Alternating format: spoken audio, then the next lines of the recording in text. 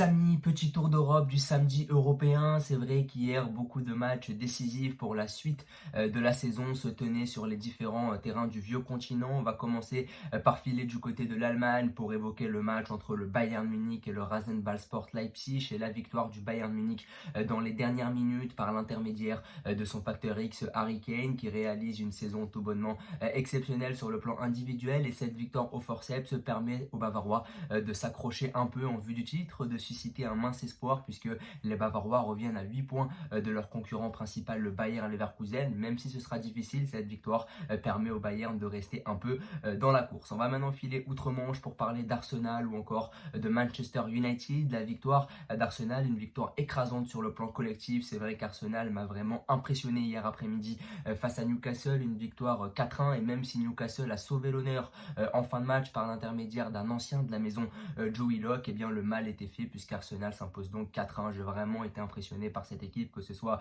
dans le jeu à une touche de balle ou encore dans les petits espaces. C'est vraiment très impressionnant, et cette victoire permet aux Gunners de recoller un peu sur leur concurrent principal, Liverpool. On va maintenant évoquer Manchester United qui n'a pas eu la même chance que leur rival historique Arsenal, puisque Manchester United s'est incliné 2-1 à domicile. Duo nigérian gagnant pour Fulham, puisque Calvin Bassey ou encore Alex Iwobi ont permis de libérer cette équipe de Fulham. Alex Iwobi qui a marqué à la dernière minute, l'ancien d'Arsenal. Mais voilà, défaite de Manchester United qui pensait pourtant avoir accroché le match nul grâce à ce but de Harry Maguire à la 88e minute, et c'est dommage pour Manchester United puisque ces derniers étaient sur une bonne dynamique sur les dernières semaines. Mais voilà, Manchester United s'incline donc à domicile. On va maintenant filer du côté de la péninsule ibérique, du côté de l'Espagne, pour évoquer l'Atlético Madrid qui a été accroché par la lanterne rouge de la Liga, Almeria, qui a été à réaction. On savait que les joueurs d'Almeria ont été vraiment persévérants puisqu'ils ont été menés à 2 reprises et qu'ils sont dû égaliser à chaque fois. Almeria est toujours dernier de la Liga et je les vois mal se maintenir, mais l'Atlético Madrid a donc été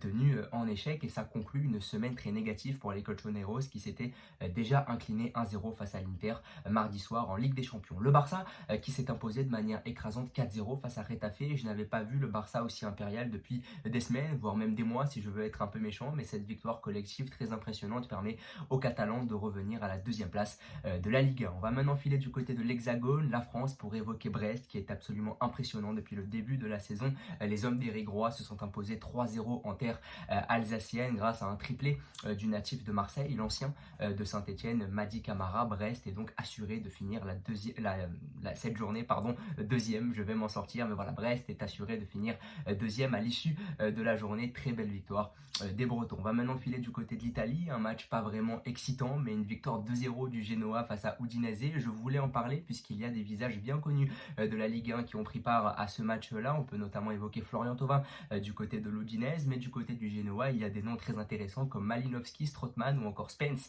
l'ancien de Rennes qui est entré en jeu en fin de match. On peut également évoquer Vitinha qui n'est pas entré en jeu, et les débuts de l'international espoir portugais sont très compliqués du côté de Gênes puisqu'il n'a joué que 20 minutes en 3 matchs.